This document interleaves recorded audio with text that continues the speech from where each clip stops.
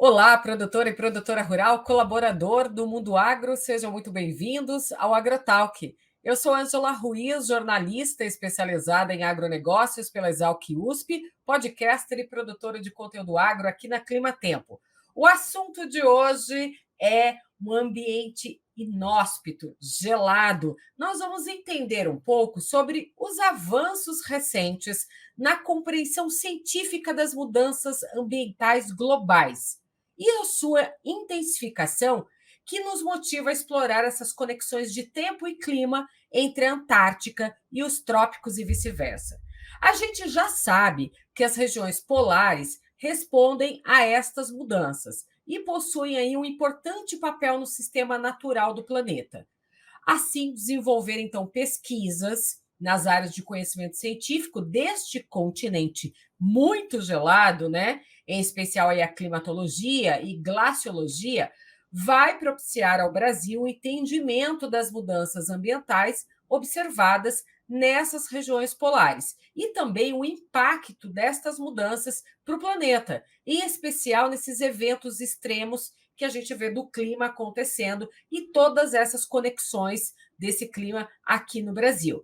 Mas eu quero saber o seguinte: o que isso tem a ver com o agronegócio brasileiro? Será que a gente tem alguma ligação? O que a gente vai descobrir hoje aqui é com o nosso convidado do podcast Agrotaco de hoje, o professor Francisco Eliseu Aquino. Ele é um professor associado do Departamento de Geografia e do Programa de Pós-Graduação em Geografia da Universidade Federal do Rio Grande do Sul. Tem mestrado em Geologia Marinha, doutorado em Climatologia e Mudanças Climáticas pelo Programa de Pós-Graduação em Geociência da mesma universidade e no Centro de Previsão de Tempo e Estudos Climáticos, o CPTEC-INPE, do Instituto Nacional de Pesquisas Espaciais. Como eu disse, ele também é climatologista, desenvolve pesquisas com ênfase em meteorologia e climatologia polar e subtropical, eventos extremos, e a gente vai entender um pouquinho hoje se isso tem tudo a ver com o agronegócio. Bem, professor, seja muito bem-vindo aqui ao podcast AgroTalk. Olá, super motivado, né? Feliz com a oportunidade de conversar com você, Ângela, e interagir com o AgroTalk, né? Trazer um pouco da pesquisa da ciência polar ou da ciência trópico-polo que a gente executa aqui na universidade para o agricultor, né? Para o Brasil de modo geral. Professor, você sabe que eu costumo dizer, né, para todos que ouvem aqui o podcast AgroTalk, que busca informações, né, que esse aqui é um ambiente para a gente levar conhecimento para o produtor rural, né? De tudo um pouco, que possa ajudar ele a construir esse ambiente cada vez mais seguro, sustentável para a produção do alimento. E recentemente eu acompanhei até uma palestra que o senhor fez no Almoço Consciência, e eu fiquei curiosa para saber, diante desses avanços aí recentes da ciência, né, das mudanças ambientais globais, o que a gente pode entender, né? Se tem alguma coisa ligada aí ao agronegócio, se esse ambiente tão gelado tem tudo a ver com o agronegócio que a gente enxerga hoje, né? Se o que esse ambiente gelado traz, o que ele pode interferir ou impactar, ou até mesmo ajudar a solucionar algo ligado a uma tecnologia para o agronegócio. Então, eu quero saber do senhor hoje aqui se a gente tem alguma ligação com isso, se vai ter alguma interconexão, estudar esse ambiente tão gelado que vai refletir no agronegócio brasileiro. Então, conta para a gente se esse ambiente gelado tem a ver com o agronegócio, professor. Bom, objetivamente, sim, tem muito a ver, né? Quando atualmente nós insistimos, né, priorizamos a questão das mudanças ambientais globais e poderíamos destacar a mudança da circulação da atmosfera e o impacto que ela vai ter na distribuição da chuva, nas ondas de calor, nas estiagens, nas ondas de frio, em eventos meteorológicos extremos como uma granizada, vendaval e assim por diante, né? Então, todos esses fenômenos estão associados à circulação geral do nosso planeta. E o interessante, o que sempre me motivou, pela meteorologia, climatologia ou a ciência da neve e do gelo, que é a glaciologia, é que 90% do gelo que existe no planeta Terra está na Antártica. O Brasil, a América do Sul, estão muito próximos do maior manto de gelo do nosso planeta, e ele é essencial, ele é um dos pilares do sistema climático do nosso planeta. Podemos pensar na influência do gelo da Antártica e o gelo marinho no mar ao redor da Antártica, influenciando a circulação dos oceanos, ou essa massa de gelo influenciando com massa de ar frio, a circulação atmosférica no nosso planeta, entre aspas, rivalizando com o aquecimento tropical e equatorial. Então, sempre o clima do nosso planeta, desde que existe neve e gelo, busca um equilíbrio entre o impacto, o esfriamento dessa massa de gelo, o tamanho dessa massa de gelo, com a região tropical.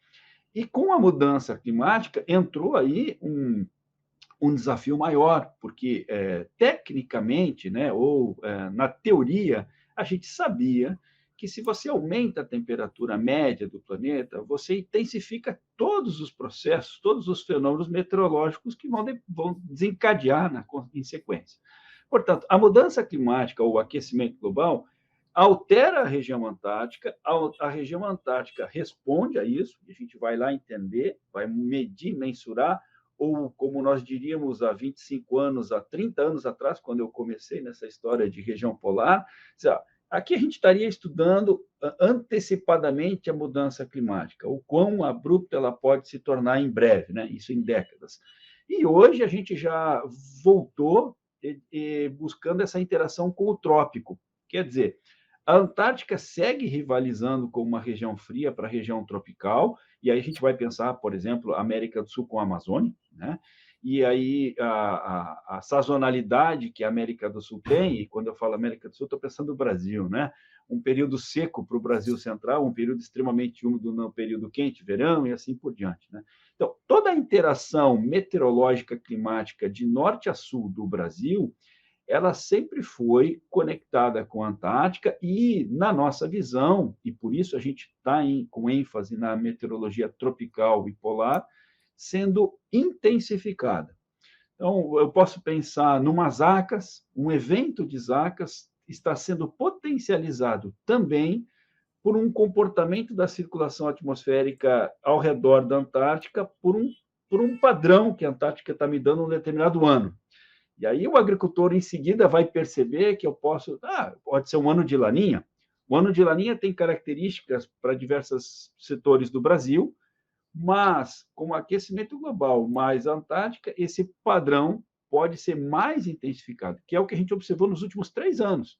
Então, a Sim. região sul da América do Sul, a Argentina, Uruguai, o Paraguai e o sul do Brasil, passaram por uma estiagem das mais longas, das mais severas, e do ponto de vista da economia para o agronegócio, foi extremamente impactante, né? E a gente sabe que a Antártica, associado a um modo de variabilidade que ela ajuda a controlar o hemisfério sul, que é o modo anular do hemisfério sul, em um planeta mais quente se torna mais positivo, com a laninha favorece mais ondas de calor e mais estiagens, ou deixa as estiagens muito longas.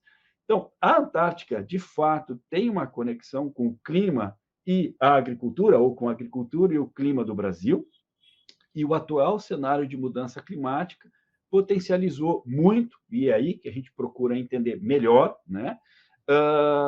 Como esses eventos extremos que se tornaram mais frequentes, em especial na última década, mais vigorosos, inclusive, vão impactar na agricultura, no agronegócio, que, na sua pergunta básica, né, se beneficia com a tecnologia, com a ciência, com o melhoramento genético e etc. Então, enquanto todo esse aparato, que é financeiramente gigantesco, né, vamos dizer assim, procura qualificar e, na nossa expectativa, sempre é ter a melhor boa prática agrícola, a questão ambiental preservada, para favorecer, porque sem clima, sem água, sem solo, não tem agricultura, não tem jeito, né? Então, esse é o cenário que a gente, do Centro Polar e Climático, aqui na URGS, né, tenta trazer da Antártica o melhor entendimento sem dúvida, contribuir no modelo de previsão de tempo e clima, que, se ele considera a dimensão de gelo marinho, a Antártica e a influência disso na circulação, esse modelo representa melhor, vai ser melhor para a previsão do tempo ou para a previsão climática sazonal, né? E aí tem outros detalhes, mas aí eu vou deixar a conversa rolar um pouco mais, né? Sim. Eu quero te fazer uma pergunta que, assim, as pessoas, elas, quando estão assistindo televisão, algum documentário a respeito, né, desse mundo gelado que é a Antártica, é comum a gente olhar para aquela cena das geleiras derretendo, né? E aí vem aquela pergunta na cabeça de quem está assistindo: nossa, será que o planeta está aquecendo dessa forma, né, para essas geleiras estarem derretendo? Porque a gente vive num mundo, né, num planeta, aliás, todo interconectado, né? A Terra, a atmosfera, oceano, né? E o clima é aquilo que liga os principais fatores, né? Que é a vida humana, animal e vegetal. E aí eu quero saber do senhor o seguinte, né? A pergunta que vale 1 milhão, né? Esse aquecimento é realmente ele que provoca o derretimento dessas geleiras, ou isso é algo assim que já é cíclico naquela região, e isso já acontece há muitos e muitos anos? Vou botar numa potência aí na enésima, vigésima, seja lá quanto for, esse teu 1 milhão, né? Porque a resposta é muito fácil agora, né? De fato, as geleiras da Antártica, especialmente da periferia, do entorno do continente antártico, vem derretendo, vem retrocedendo. Há lugares em que eu trabalhei na Antártica no início dos anos de 1990, em que a geleira estava lá, hoje ela já retrocedeu, ela desapareceu ali. Na Groenlândia, no Ártico, em geleiras de montanha, há mais de um século, a comunidade glaciológica, que monitora neve e gelo na Terra, monitora as geleiras, e essas sim foram as que primeiro iniciaram o derretimento e que mais aceleradamente estão desaparecendo. Geleiras tropicais ou as geleiras de alta montanha. Enquanto que as regiões polares, e no nosso caso a Antártica, pela latitude elevada, por ter quase 6 meses de um inverno muito concentrado, muito frio, sem radiação solar, isso é 100 dias, só noite, né? Preserva, né, essa massa de gelo resistindo a atual aquecimento global. Então, a gente está batendo aí 1,1, talvez 1,2 graus acima da temperatura média global, se compararmos aos anos 30, 60, 60 e 90 aproximadamente, né? Então, a gente detectou e vem monitorando geleiras respondendo a esse aumento da temperatura, e o curioso é que o aumento da temperatura mexe com a circulação geral da atmosfera, que na volta da Antártica é privilegiada, ou ela é controlada por ciclones extratropicais. Então, existe diariamente aí quase que uma dezena de ciclones extratropicais ao redor da Antártica, em diferentes fases, né, de inicial, madura, em ciclogênese final e etc. E os ventos ficaram mais intensos, as ondas ganharam intensificação, então isso ajuda a solapar a frente das geleiras, ajuda também a erodir, vamos dizer assim, a frente das geleiras, que por consequência depois leva ao desprendimento de plataformas de gelo, formando grandes icebergs. Aliás, os maiores icebergs do planeta Terra só podem ser formados na maior massa de gelo, que é a Antártica, né? Então, isso tudo é fato científico monitorado há décadas, e ainda associo na tua pergunta um detalhe a mais para a resposta. Eu também sempre fui muito envolvido com a paleoclimatologia, isso é, fazer as perfurações, os testemunhos de gelo, e com eles a gente consegue reconstruir a história climática da temperatura média, da intensificação dos ventos ou não, da umidade no planeta, de radiação solar, de erupção vulcânica e assim por diante. Então, a gente consegue explicar bem, nos últimos milhões de anos, mas para o nosso agricultor, o que importa? os últimos 30, 60 anos do compreendimento do clima para a gente poder ter uma bela previsão climática sazonal atual, né? Então, quando eu Uhum. digo para o agricultor, olha, eu conheço o último 1 milhão de anos com dados da Antártica e posso mostrar que hoje nós estamos num período muito mais quente do que o ciclo natural poderia manter. O que eu quero dizer para o agricultor é a questão ambiental global ela é urgente para a humanidade, e, sem dúvida nenhuma, interage, afeta, impacta diretamente quem depende do tempo e do clima para produzir alimento, para gerar riqueza, para manter, né, esse mercado pujante e extremamente importante para o Brasil. Eu vou falar com o senhor ainda aqui dentro do podcast Agrotalk a respeito da vida que a Antártida esconde, porque eu sei que são reinos ali de ácaros, bactérias, né, que pode dizer muita coisa sobre a sobrevivência. Mas antes de eu te fazer essa pergunta, eu queria continuar na questão desses eventos extremos, porque assim tem muito produtor rural que fica preocupado com aquelas ondas de frio extremas fora de época, que são capazes de ocasionar até fortes geadas, né? A gente viu recentemente geadas atingindo o cafeicultor brasileiro, a gente viu chuvas, né, de queda de granizo em cidades brasileiras aonde nunca, né, havia sido registrada uma quantidade de gelo tão grande que caiu, né, em cima dessas cidades. Essas ondas de frio fora de época, né?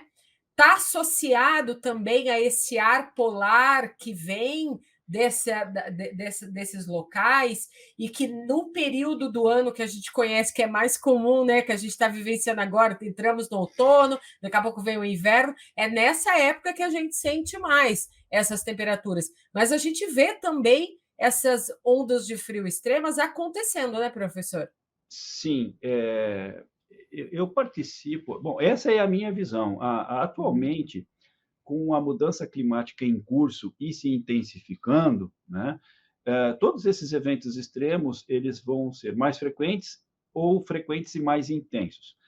Para nós, quando a gente olha o Cone Sul em direção a São Paulo, Minas Gerais, Goiânia, etc., algo que me surpreendeu nos últimos 3, 5 anos é a intensidade, o impacto de ondas de frio, né? Extremamente vigorosas e duradouras, inclusive até fora de época. Vou dar um exemplo de uma fora de época. Em fevereiro agora desse ano, nós cruzávamos por uma estiagem tremenda pela América do Sul, vamos dizer assim, e ondas de calor associadas. Quer dizer, ou você tem a onda de calor que está gerando a estiagem, ou etc. Quer dizer, o sistema estava ali, né, muito bem organizado.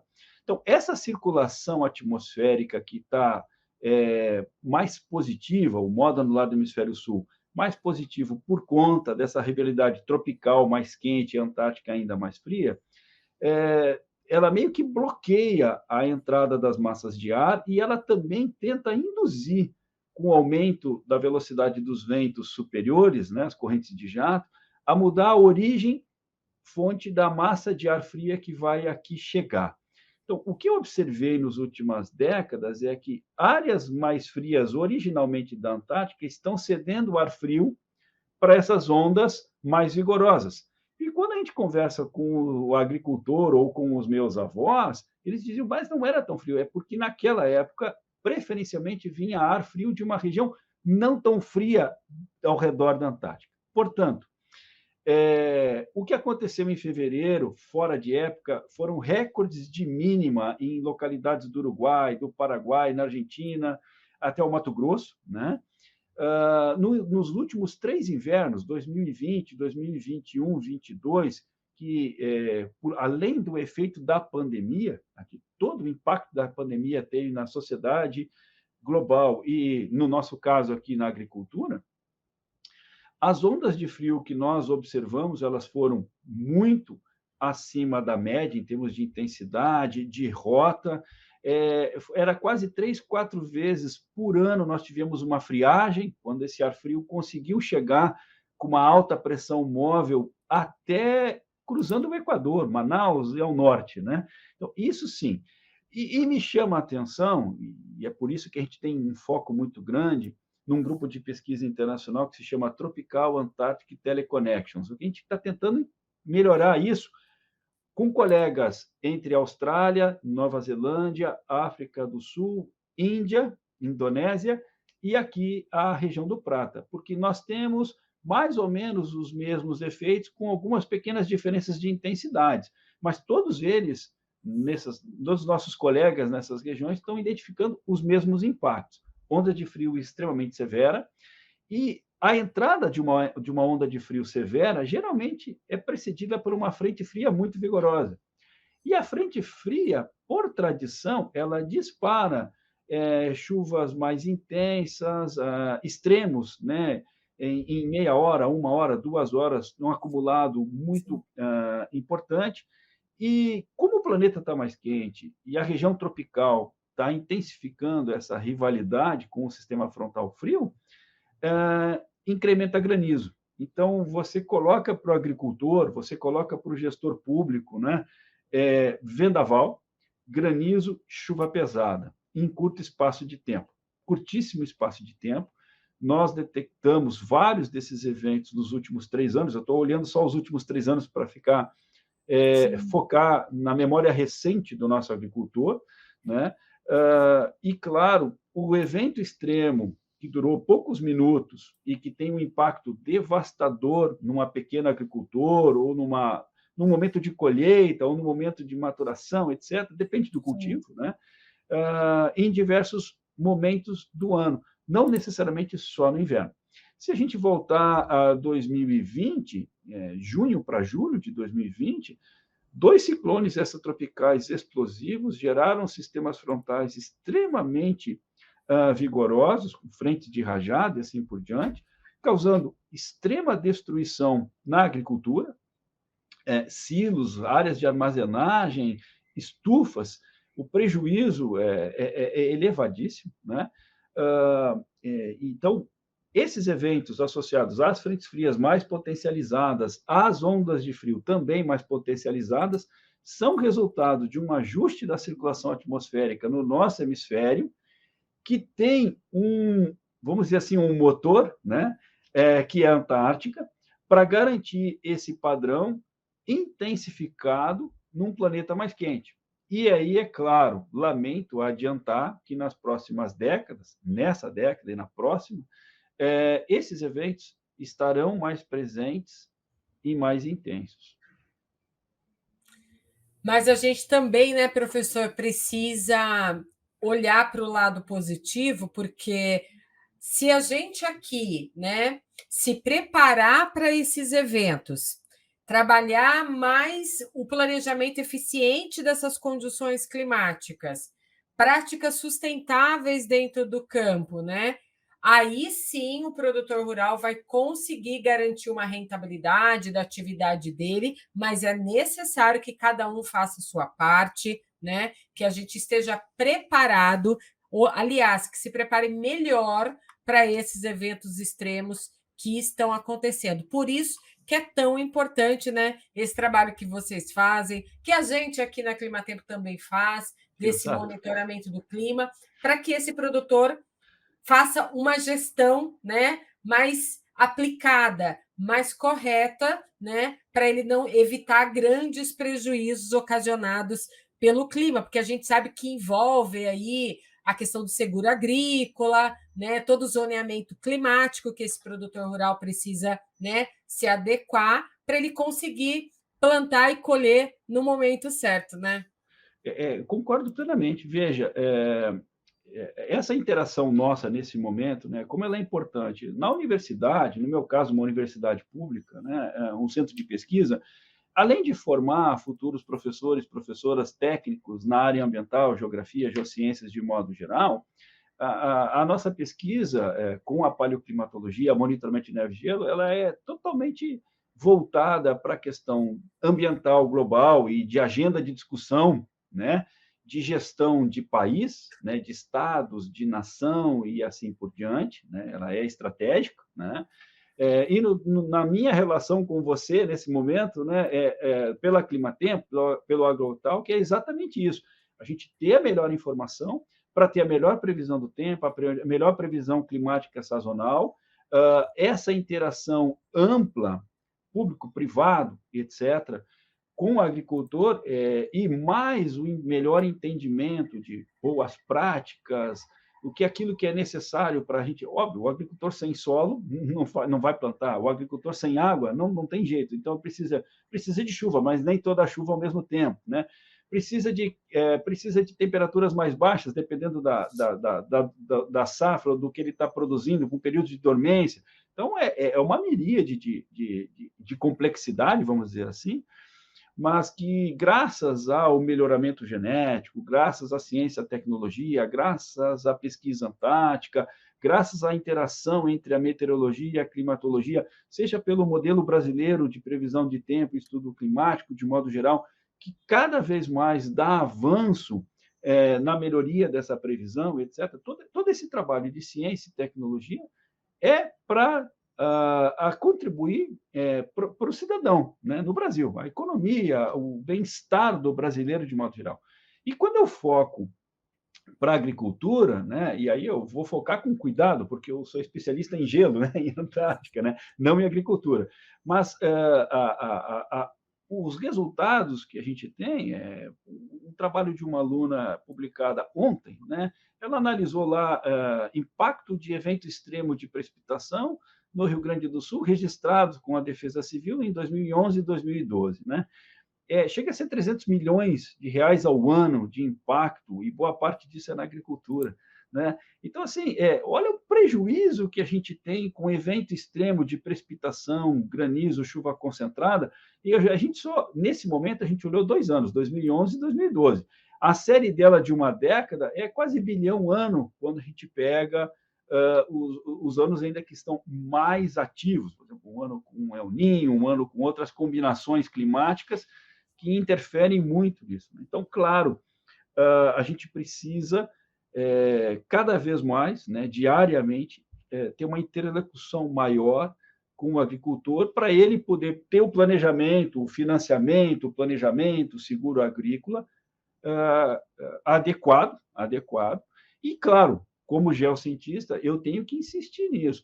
Se eu conseguir preservar margens de rio, áreas de nascentes e ter esse amortecimento ambiental necessário para o sistema complexamente funcionar melhor, ele amortece onda de calor, onda de frio, crise hídrica e assim por diante. Professor, a Antártida esconde vida, né? Por que eu falo isso? Porque a gente sabe que lá nesse local gelado, né? Muito gelado, por sinal, existem ali milhares de ácaros, bactérias que podem dizer muito para a gente sobre como é sobreviver a condições extremas de temperatura, né? A gente sabe que são poucos os representantes do reino animal que chegam até lá. Aí a gente vai dar de exemplo as baleias, as focas, os pássaros marinhos, os pinguins, que são muito conhecidos na televisão pela sociedade. Mas eu sei que também essas criaturas, né, esse mundo microscópico que vocês cientistas, né, acabam realizando várias descobertas surpreendentes sobre essa riqueza que tem lá, pode ajudar a técnicas, né, de sequenciamento, até de DNA, por exemplo, mais sofisticado, com identificação em focos mais ecológicos. Aí é um mar de descobertas. Mas esses estudos, essas pesquisas, também vão ajudar ter um material genético, tudo, um banco de dados dessa vida da Antártida, que pode ajudar a gente aqui a catalogar sequências genéticas num futuro de curto, médio e longo prazo, entender um pouco mais trabalha essa tecnologia para a agricultura. Estou errada de dizer assim, que ele traz muitas respostas?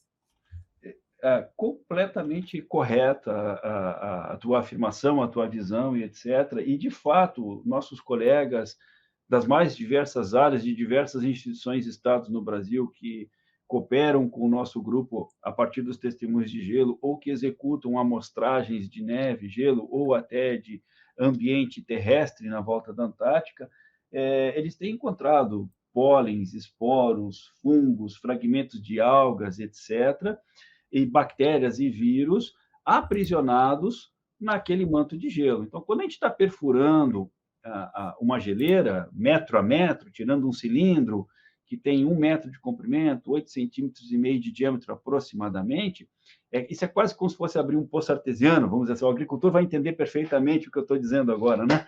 Então, quando a gente vai fazer essa análise em laboratório, ultra limpo, reservado, né, etc., controlado, essas descobertas mostram quão bela e quão importante é a circulação geral da atmosfera, porque ela consegue propagar vírus, bactérias, pólens, poeira, etc., entre a América do Sul e para a Antártica, entre a Austrália para a Antártica e vice-versa, né?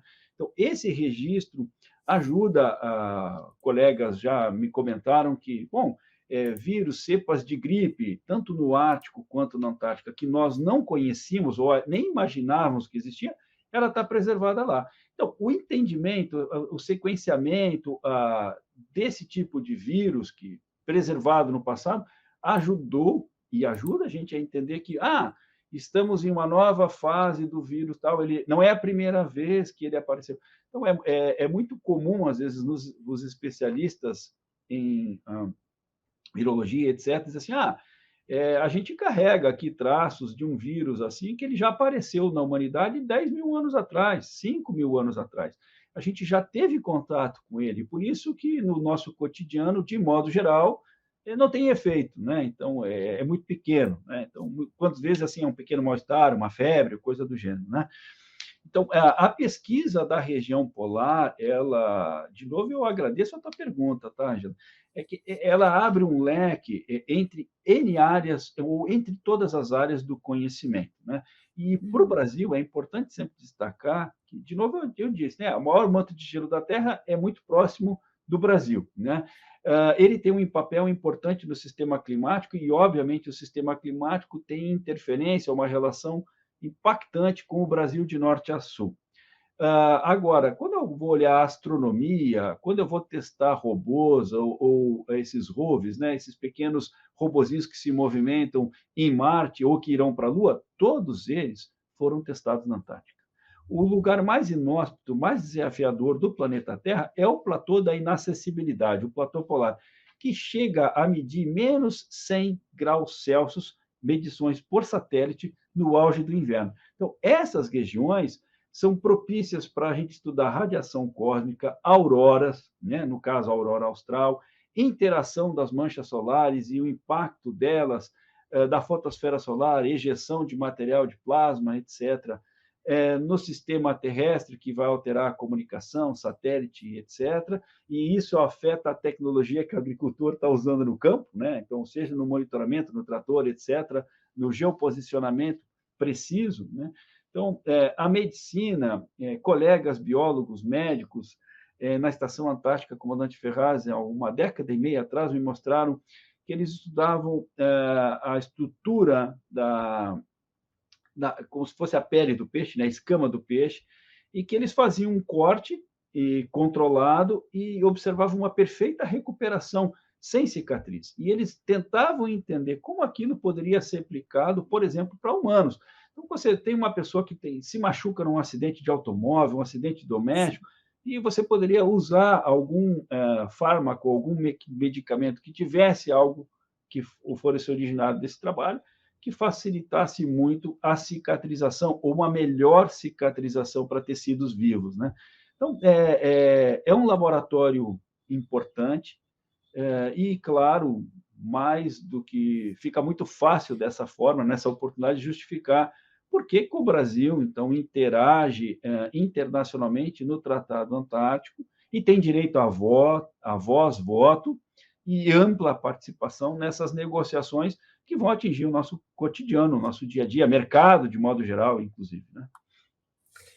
E a gente conclui, né, professor, que a gente sabe que a vegetação nesse local ela é pouco diversificada em virtude, é claro, das condições climáticas ali do local, né? Fortes ventos, pouca luz solar, que o senhor comentou aqui, baixa fertilidade do solo, mas veja, esse local tão gelado e tão inóspito, ele traz para a gente muitas respostas do que a gente vê acontecendo no clima, não só na América Latina, mas do Sim, mundo todo, né? Regendo tudo isso. Então, por isso que é tão importante para a gente aqui hoje trazer esse assunto, porque está tudo interconectado, né? A gente precisa entender um pouco, né, desse conhecimento, desse local gelado e o que ele influencia no clima aqui que a gente vive, né, atual. Eu digo que o produtor rural brasileiro hoje, ele não pode só mais entender de saber plantar, né, de colher o alimento, entender de mercado financeiro, de commodities, de preço, mas ele tem que entender também de clima. Mais do que nunca agora, ele precisa entender do clima, porque a gente chegou num ponto, um ponto crucial que a gente precisa junto criar um futuro mais verde, onde as nossas ações vão moldar o amanhã próspero para todos os habitantes do planeta. E esse produtor rural, ele é o protagonista principal, porque afinal de contas, ele é a força, né, positiva para esse meio ambiente, é a força que vai plantar para a gente ter o alimento que chega na nossa mesa. Né? Quando a gente escuta aquela frase que ficou famosa ao longo da pandemia, que o agro não pode parar, realmente não pode, né? Mas a claro. gente também precisa ter todo um conhecimento para a gente conseguir levar adiante, né, esse trabalho de construir esse mundo verde, esse mundo mais seguro e sustentável, para não faltar alimento para ninguém. Olha, a gente falou de bastante coisa aqui, mas agora eu quero falar um pouquinho da sua experiência pessoal lá nesse lugar gelado, porque eu sei que você já foi para lá, já fez diversos trabalhos por lá, inclusive eu sei que o senhor foi responsável pelo desenvolvimento de um projeto, né, que é o Criosfera 2. Conta um pouquinho para a gente do que se trata esse projeto. Bom, exatamente por esse desafio que nós temos de ciências, geociências, com mudança climática, e explicar para o brasileiro ou para o governo brasileiro, para os tomadores de decisão, o que a gente pode melhorar o nosso cotidiano, no caso aqui a agricultura, né? Ou o agricultor, ou o mercado, etc., né? Nesse cenário de mudança climática, a Antártica ela tem 1,5 vezes o tamanho do Brasil. Né? O Brasil tem 8,5 milhões de quilômetros quadrados, a Antártica, em média, 14 milhões. E se eu pegasse o gelo inteiro da Antártica e colocasse sobre o Brasil, nós cobriríamos o Brasil de norte a sul com uma espessura média de 3 quilômetros de gelo sobre o Brasil inteiro. Obviamente, então, essa é uma região que carece de estações meteorológicas, de informações de terreno. A gente tem muita informação por satélite e assim por diante. Mas de terreno, ela é carente porque é muito grande, né? É muito Sim. difícil, é inacessível. E a partir da experiência que nós tivemos trabalhando com navios brasileiros da Marinha no entorno da Antártica, em acampamentos, barracas, em ilhas, na região mais acessível no verão, que está próximo de -5 graus Celsius, alguma coisa do gênero, a própria estação brasileira. Em 2011, a gente instalou o Criosfera 1, um módulo científico, parece um container, com uma estação meteorológica completa, mais medição de raios cósmicos, gases de efeito estufa, CO2, etc., e uma série de outros experimentos associados. Com o passar da última década, a gente desenvolveu a seguinte proposta, que era construir um módulo científico no Brasil, usar tecnologia nacional, produzido no Brasil, e a gente fez uma inversão, uma reversão. A gente encontrou uma empresa aqui no Rio Grande do Sul, a Rodocinos, que constrói caminhões frigoríficos, onde normalmente tem que estar a -30 dentro do caminhão, num país como o nosso, tropical, e a gente queria exatamente o oposto, que os menos 30 ficassem do lado de fora e o valor positivo para dentro. Então, a gente usou toda a ideia de carroceria isotérmica para projetar um módulo que tivesse janela de vidro triplo, porta de acesso, um deck, etc. E, de fato, nós construímos e levamos agora no verão de 2022-23 ao interior da Antártica, numa região que a gente chama de Skytrain Ice Rise. Isso está no sul do Mar de Weddell, ou melhor, está no sul da Península Antártica. E por que a gente escolheu este setor da Península Antártica mais ao sul, que isso tem contato com o interior muito frio, muito isolado da Antártica, mas ao mesmo tempo recebe sinal de todos os ciclones extratropicais que vão cruzar ou pelo Mar de Bellingshausen ou Mar de Weddell, isso é pela Península Antártica, ou ainda nós vamos pegar todo o sinal do modo anular do hemisfério sul, ou dos El Ninhos ou das Laninhas, que, através do Oceano Pacífico, vão se propagar em direção sudeste, aproximadamente, indo em direção, mais ou menos ao sul da Península Antártica, ou sul da Terra do Fogo, aproximadamente. E, a partir daí, óbvio, que se conecta com o Brasil. Então, a gente conseguiu construir o módulo, levar o módulo, com muito empenho, muito esforço, um avião da Força Aérea Brasileira transportou ele do Brasil até o Chile, né? Então, foi um consórcio lindíssimo do governo brasileiro, com as agências de fomento, com a universidade, para que ele se tornasse o segundo módulo científico no interior da Antártica, o Criosfera 2. E, a partir, então, deste verão, 4 de janeiro, quando a gente inaugurou, para a próxima década ou 2 décadas, se tudo der certo, a gente vai conseguir monitorar melhor, aprender e explorar um pouco mais dessas teleconexões de um planeta mais quente, que intensificam eventos de Laninha, de El Niño, de modo anular sul, ondas de frio, ondas de calor, frentes frias mais rigorosas, com eventos extremos mais impactantes. Vou te dar um único exemplo, na verdade são dois, né? Que é uma teleconexão. Em 2016, janeiro de 2016, nós tivemos o evento meteorológico mais impactante sobre a cidade de Porto Alegre, que foi uma microexplosão. Nesse evento, com vendaval, chuva intensa e rápida rajada de vento acima de 130, 140 km por hora, nós observamos a queda, o tombamento de mais de 4.000 árvores na cidade de Porto Alegre. Quando eu coletei a água dessa chuva, eu não só mensurei o volume precipitado, eu fui analisar a composição química dessa água.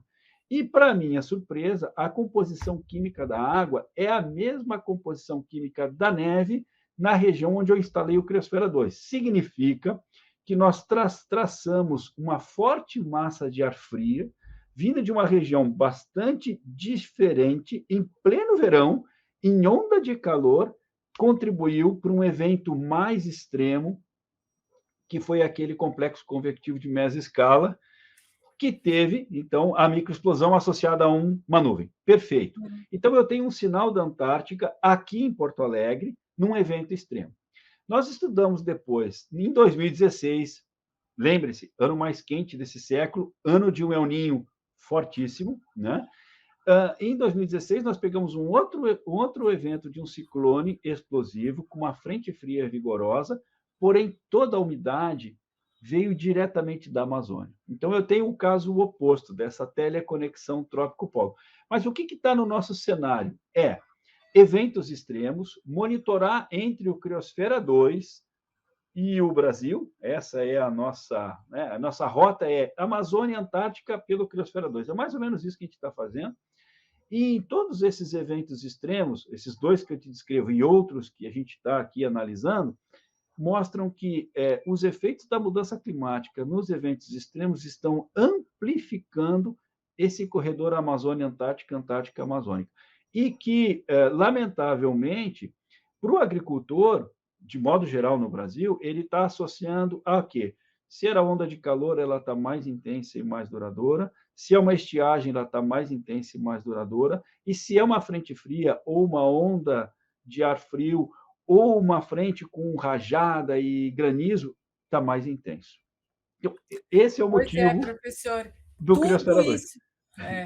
tudo isso que o senhor contou aqui para a gente faz parte desses estudos que vocês desenvolvem, né? E o quão isso é importante para a agricultura brasileira, porque afinal de contas, sem esses estudos, esses dados, né, a gente não consegue fazer um monitoramento eficaz para a agricultura brasileira, porque você imagina, se a gente tem eventos extremos acontecendo nesse corredor da Amazônia, a atmosfera ela é muito instável, né?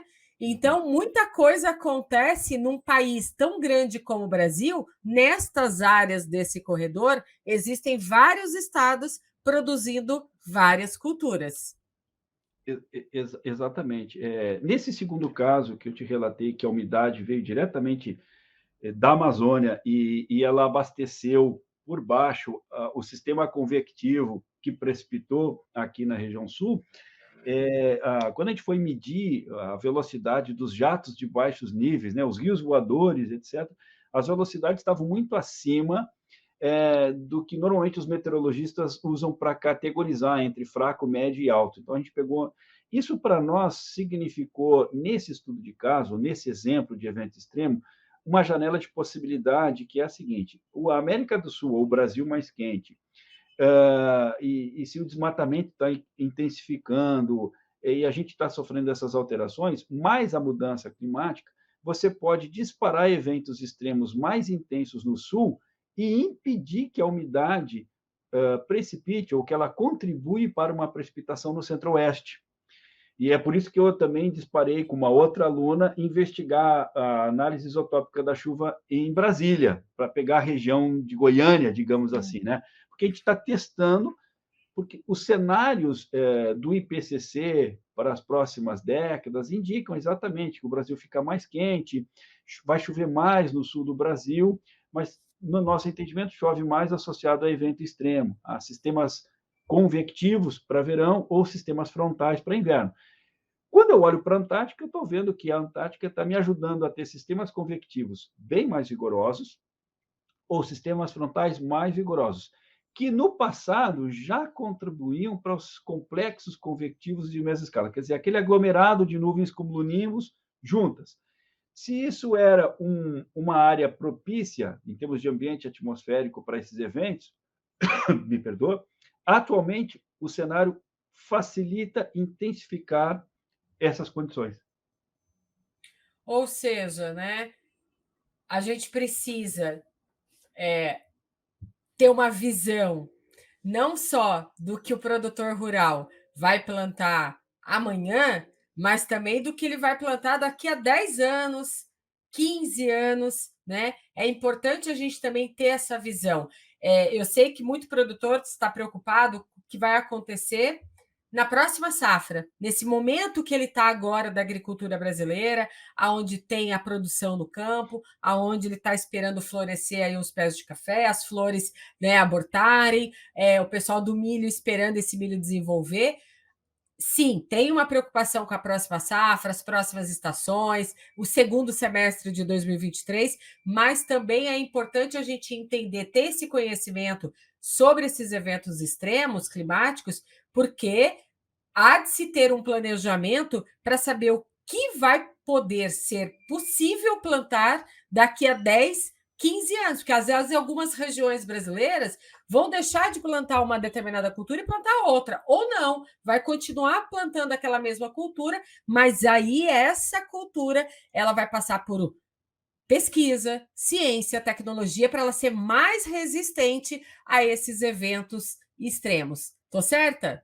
Exatamente, exatamente. Concordo plenamente. Inclusive, acompanho pós-graduandos do Centro de Pesquisa e Agronomia da nossa universidade, já antevendo a próxima década, né? Na verdade, para eles isso já passou essa década, porque a mudança climática, assim, olha, antes onde eu não plantava milho, agora eu posso plantar milho. E aí, mais um pouco, eles vão plantar milho o ano inteiro, né? Porque os períodos de frio no sul do Brasil estão diminuindo, eles ocorrem muito intensos, mas em curto período, né? Então, essas mudanças, elas estão sendo, obviamente, identificadas pelos agricultores, por toda a cadeia, né? E a pesquisa está correndo para contribuir bastante nisso. E lembra que, na resposta anterior, eu citei o ano do El Niño de 2016, que rivaliza com 97 e 98, que é o tal do El Niño do século, etc. E nós estamos agora já antevendo um próximo El Niño, que está se acelerando, então está chamando a atenção que ele está mais rápido, e as anomalias das temperaturas das águas já na costa da América do Sul já estão excepcionalmente mais altas do que o esperado, inclusive, né? E aí, de novo, eu insisto, a meteorologia, a climatologia e a previsão cada vez melhora e melhora muito, e é extremamente aplicada à agricultura. O detalhe é que a mudança climática no oceano e na atmosfera, ela está levando toda a ciência e a nossa compreensão para patamares cada vez mais elevados de dificuldade. E, obviamente, aí surgem os eventos extremos cada vez mais potencializados. E isso é um desafio enorme para quem está na previsão. Sim. Professor, a gente já está chegando ao final aqui desse podcast, né? Eu Já? poderia ficar aqui horas falando com o senhor a respeito, né, desse assunto, que é super interessante aqui para todos nós, mas eu queria terminar esse podcast com algo assim mais descontraído, mais positivo também. E é claro que eu estou curiosa para saber, porque eu sei que o senhor já visitou a Antártida muitas vezes, mas eu queria entender um pouquinho da sua visão sobre algumas curiosidades sobre esse reino tão gelado. Conta para mim assim umas 2, 3 curiosidades que sempre ficaram guardadas na sua memória de lá. Uau, é a pergunta mais difícil, eu acho, agora, né? Bom, se eu não estou errando a conta, eu já estive na Antártica 17, 18 vezes, e desde a primeira vez eu repeti para mim mesmo, Antártica sempre, quer dizer, isso aqui é tão fascinante, isso aqui é tão diferente, né? Mesmo para quem vive no sul, o dito sul frio do Brasil, né? Então, obviamente, Sim, não é assim, né? E claro, pela geografia, a minha visão de mundo, aliás, o que me levou para a geografia, ou quase me levou para a meteorologia ou para a oceanografia, era exatamente essa curiosidade por explorar o planeta, explorar o mundo e etc. De repente, durante a graduação, surgiu a história de trabalhar com a Antártica, e aí eu fui começar a entender o que seria essa massa de gelo, o quão importante poderia ser uma massa de gelo, e assim por diante. Bom, eu sempre me surpreendi com o tamanho da Antártica, então, talvez algo que eu sempre gosto de comentar com as pessoas, que é um lugar extremamente isolado, frio, inóspito, gelo. Para sobreviver lá, você precisa estar sempre muito atento e todas as tuas ações são extremamente simples, né? Você vai pensar, eu posso deslocar caminhando por 2, 3 quilômetros com um vento a essa velocidade a menos 25 graus? E se o vento ficar mais forte, a sensação térmica vai.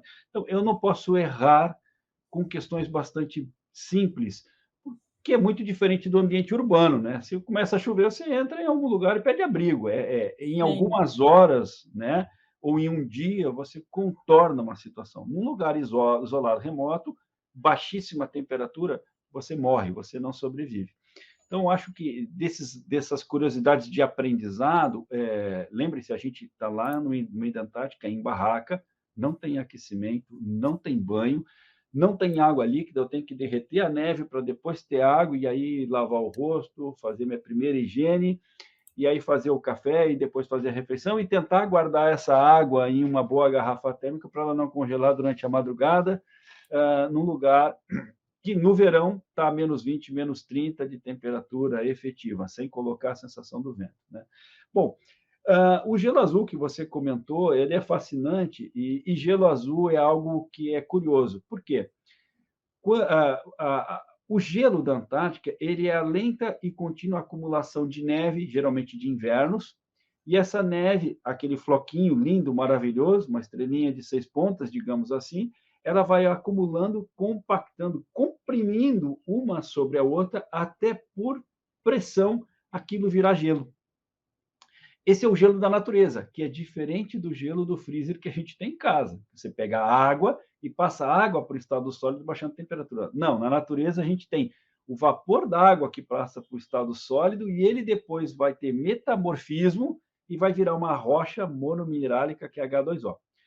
Quanto mais antiga, mais compactada, mais comprimida for essa massa de gelo, mais azul ela vai aparecer para você quando, num dia de sol, a luz, né, a radiação solar cruzar por ela, o comprimento do azul é o que vai dominar.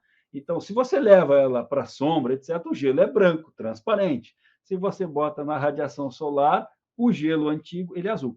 Então, os exploradores no passado já sabiam que o gelo azul ele é mais seguro. No gelo azul, quando você está avistando o gelo azul, você pega um avião militar, um avião cargueiro, e pousa tranquilamente sobre ele. Né? Então, você faz operação logística, etc. Então, acho que isso é uma das minhas lembranças fascinantes, que era conhecer gelo azul, conhecer gelo antigo, poder tocar nele, obviamente, assim, tem que entender que esse gelo, você tocar num gelo que tem 500 mil anos, 800 mil anos, né? Quer dizer, assim, ficar imaginando que aquilo tá. E aí é importante também lembrar, em outras falas, você sugeriu tantas boas ideias e me fez lembrar o seguinte: a humanidade desenvolveu, cresceu, evoluiu com a agricultura em um planeta com neve e gelo. Né? Então, todo o nosso desenvolvimento de agricultura e de humanidade depende de um planeta Terra que tenha geleiras em alta montanha no Ártico e a da Antártica, que sempre foi a maior. Né?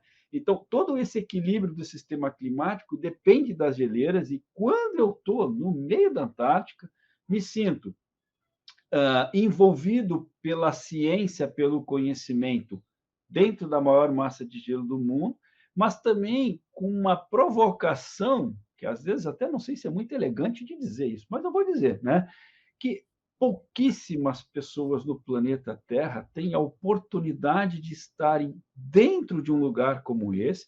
Se você pega 7, 8 bilhões de pessoas no planeta Terra, e você imagina que num verão algo como 700, 800 pessoas, e às vezes repetidas vezes, vão transitar no interior do continente antártico, isso é nada comparado com o bilhão de habitantes que existe no nosso planeta. Então, isso é um privilégio enorme que nos faz, nos desintoniza em algum momento. Diz assim, cara, quem sou eu? Como que eu fiz Sim. isso? Né? É bacana isso é bonito. Né? É como quando a gente sobe uma montanha e você tem um horizonte longo, você diz assim, nossa, que impressionante. Né? A gente muda a nossa visão, a gente reescalona, né, dimensões, sentimentos, prazeres pela vida, né? Você diz assim, minha vida é tão bacana, o que eu tenho é tão confortável, porque, claro, lá no frio daqueles, numa barraca sem nada, né? Eu vou achar o meu banheiro pequeno em casa super agradável, num lugar em que não tem banheiro, né?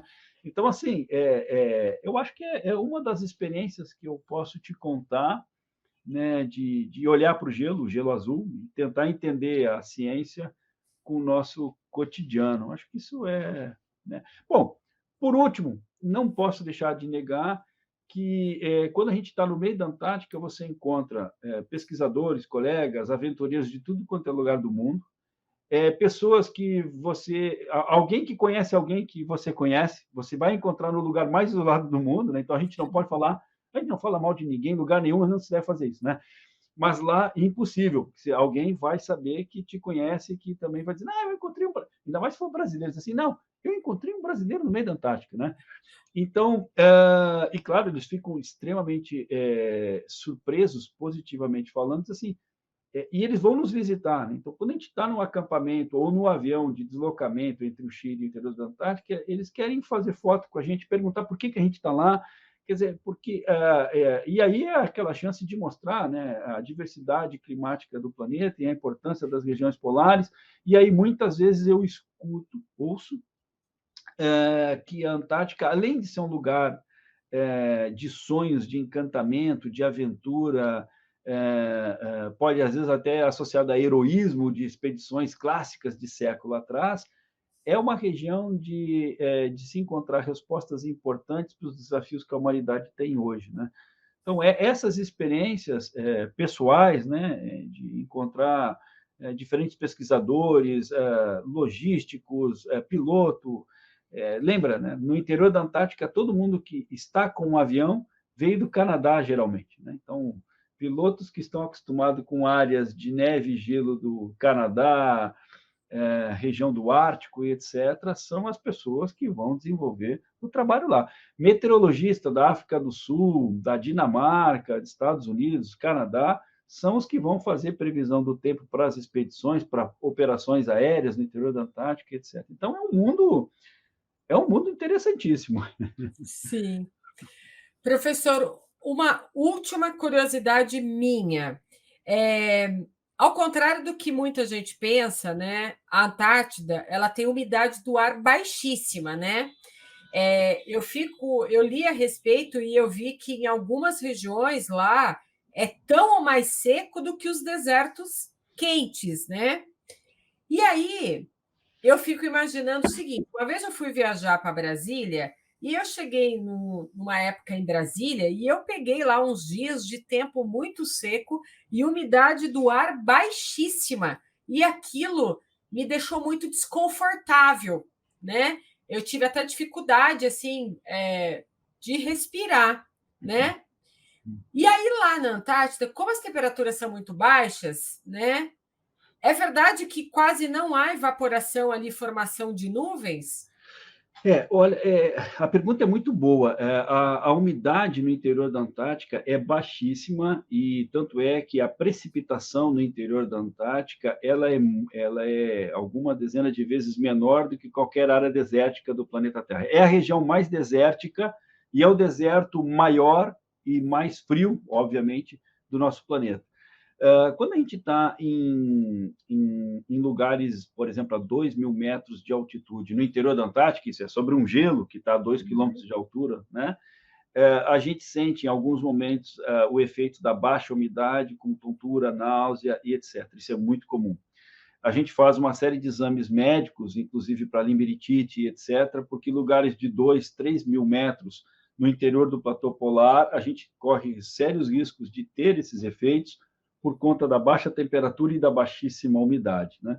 Então, quando você pega uma região como o deserto do Saara, a 40 graus Celsius, e você bota, bom, eu estou a 40 graus Celsius, eu tenho 50% de umidade do ar, aproximadamente, você vai comparar com a Antártica, a menos 30 ou menos 40 graus Celsius, e ela com 50% de umidade, a concentração de umidade no metro cúbico de lá é infinitamente menor. Então, quer dizer, é fora de parâmetro quando a gente pensa para o planeta Terra. Isso é, quando a gente pensa comportamento médio da atmosfera da Terra, né, para uma aula de climatologia, uma aula de meteorologia, etc., para o interior da Antártica, isso é totalmente diferenciado. Então, até pouso e decolagem, o piloto nunca pede a pressão atmosférica de um ponto em que ele vai pousar no interior da Antártica, porque o valor da pressão para uma superfície a 2.000 metros de altitude, com menos 30 de perfil médio em verão, não vai bater com lugar nenhum de atmosfera média padrão para ele fazer o cálculo de voo e pouso e decolagem com segurança. Então, ele vai usar, obviamente, o sistema moderno de GPS ou o visual, não tem jeito. Né? Então, é realmente o lugar mais frio, mais inóspito. E a tua pergunta, a tua curiosidade ainda me dá a oportunidade de dizer algo que é muito explorado atualmente, mas é que há décadas a gente sabia, que os eventos de precipitação no interior da Antártica, você é um lugar lá mais seco, mais isolado, e do oceano, fonte de umidade, para o meio da Antártica, em média você tem 2, 3 mil quilômetros. Né? Como é que vai sair a umidade lá? Essa umidade ela vai vir, vamos dizer assim, embalada, inserida em ciclones extratropicais, sistemas frontais vigorosos, bastante robustos, etc., e vão canalizar rios voadores, né, entre o Oceano Pacífico, o Atlântico, o Índico, entre os oceanos, para o meio da Antártica. E são casos de precipitação momentâneas, extremas, que hoje em dia a gente entende que são os eventos que conseguem manter o acúmulo, a entrada de umidade com a precipitação de neve e, obviamente, a temperatura baixa e o branco total com radiação, refletindo a radiação solar, manter o domo de gelo ainda, né, tentando se manter estável no interior do continente. Muito bem. Professor, olha, muito obrigada pela sua participação aqui no AgroTalk. Seja muito bem-vindo várias outras vezes aqui, trazendo para a gente, compartilhando esse seu conhecimento. E eu posso concluir aqui que realmente tudo que é estudado nesse local tão inóspito e gelado tem tudo a ver com a nossa agricultura, aqui o que a gente planta. Então, a gente precisa entender, né, o que acontece lá para saber como que vai ser o clima para a agricultura aqui. Meu muito obrigada por esse compartilhamento de conhecimento comigo e com os produtores rurais, todo mundo que acompanha aqui o podcast AgroTalk. Muito obrigado, Ângela, por esse momento, por essa conversa fantástica. Agradeço muito ao AgroTalk, um grande abraço aos agricultores e agricultoras que te acompanham. Até a próxima, então. Até a próxima.